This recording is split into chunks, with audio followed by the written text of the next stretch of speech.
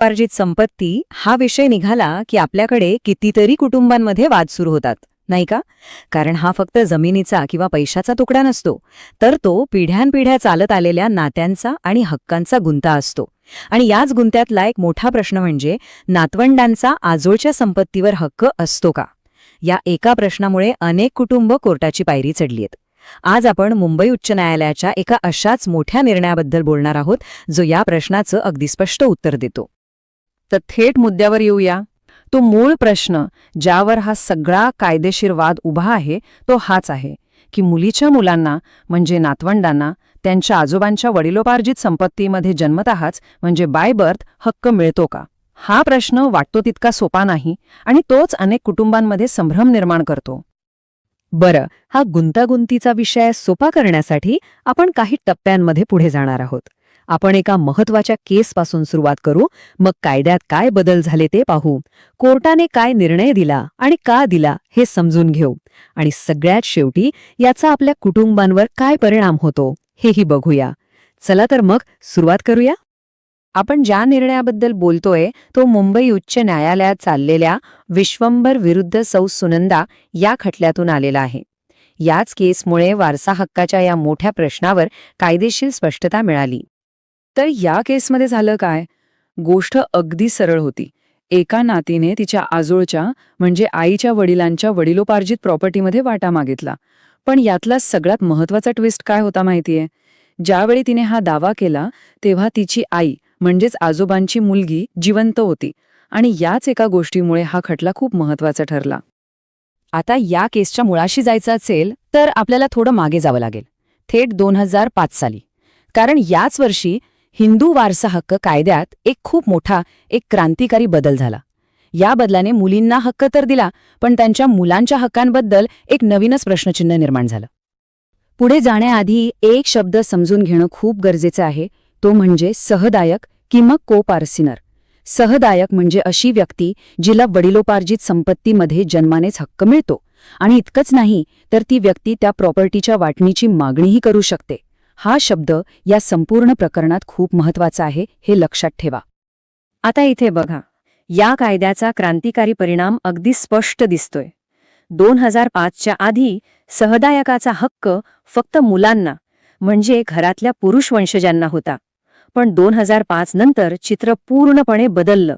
मुलींनाही मुलांच्या बरोबरीने अगदी समान सहदायक हक्क मिळाला.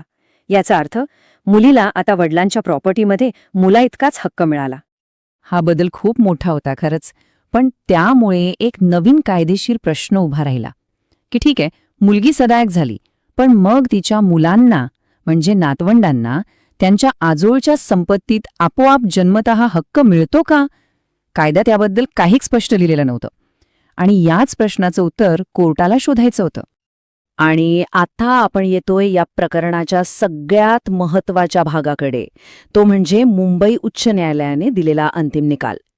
कोर्टाने या गुंतागुंतीच्या प्रश्नावर एक अतिशय स्पष्ट आणि निर्णायक मत मांडलं. कोर्टाने अगदी स्पष्ट शब्दांत सांगितलं की मुलीच्या मुलांना म्हणजेच नातवंडांना त्यांच्या आईकडील आजोबांच्या वडिलोपार्जित संपत्तीमध्ये जन्मतः सहदायक हक्क नाही. बस, हे एकच वाक्य खूप काही स्पष्ट करतं. या एका वाक्याने अनेक वर्षांपासून चाललेल्या कायदेशीर चर्चेला पूर्णविराम दिला. याचा सरळ सरळ परिणाम काय झाला तर त्या प्रकरणातल्या नातीने तिच्या आजोबांच्या प्रॉपर्टीच्या वाटणीसाठी जो दावा केला होता तो कोर्टाने फेटाळून लावला. तिला तिच्या आईच्या हयातीत आजोळच्या संपत्तीत वाटा मिळू शकला नाही. पण कोर्टाने हा निर्णय का दिला असेल? यामागे नक्की काय विचार होता? आता आपण कोर्टाने दिलेल्या 3 मुख्य कारणांना समजून घेऊया, म्हणजे आपल्याला कळेल की कायद्याचा अर्थ नक्की कसा लावला गेला. कोर्टाने आपला निर्णय मुख्यत्वे 3 मुद्द्यांवर आधारित ठेवला. पहिलं कारण होतं कायद्याचं मौन, म्हणजे 2005च्या कायद्याने मुलींना हक्क दिला, पण त्यांच्या मुलांच्या हक्कांविषयी कायदा काहीच बोलत नाही. दुसरं कारण होतं पुरुष वंशाचा आधार. कोर्टाने म्हटलं की वारसा हक्काची मूळ संकल्पना अजूनही पुरुष वंशावरच आधारित आहे.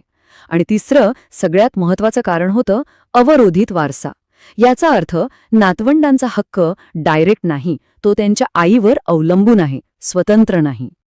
आता हा अवरोधित वारसा म्हणजे काय हे जरा सोप्या भाषेत सांगतो.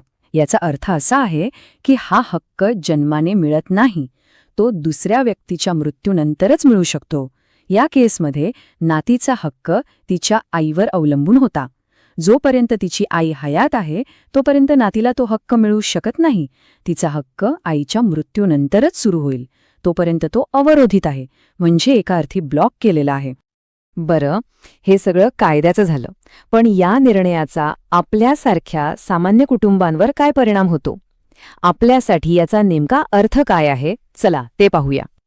या निर्णयाचा एक मोठा परिणाम म्हणजे तो नातवंडांना दुहेरी हक्क मिळवण्यापासून थांबवतो. म्हणजे कसं तर मुलं एकाच वेळी त्यांच्या वडिलांच्या वडिलोपार्जित संपत्तीत आणि आईच्या वडिलोपार्जित संपत्तीत दोन्हीकडे जन्मतः हक्क सांगू शकत नाहीत. ही स्लाइड खूप महत्वाची आहे. हा फरक नीट समजून घ्या. एका बाजूला आहेत मुलाची मुलं, म्हणजे मुलाकडची नातवंड. ती जन्मतःच आजोबांच्या संपत्तीत सहदायक असतात, त्यांना डायरेक्ट हक्क मिळतो. पण दुसऱ्या बाजूला मुलीची मुलं आहेत. ती जन्मतः सहदायक नसतात, त्यांना तो हक्क फक्त त्यांच्या आईच्या मृत्यूनंतर वारसा हक्काने मिळू शकतो. थोडक्यात वडिलांच्या बाजूने हक्क जन्माने मिळतो, तर आईच्या बाजूने तो वारसा हक्काने, आणि तोही आईनंतर. कायद्याने हा फरक आता अगदी स्पष्ट केला आहे. तर मग महिलांसाठी यातून काय संदेश मिळतो? संदेश अगदी स्पष्ट आहे. तुम्हाला म्हणजे मुलींना तुमच्या वडिलांच्या मालमत्तेत मुलाइतकंच पूर्ण सहदायक हक्क आहे. पण तुमच्या मुलांना तुमच्या हयातीत त्या मालमत्तेत जन्मतः कोणताही हक्क नाही. त्यांचा हक्क तुमच्या नंतर सुरू होतो.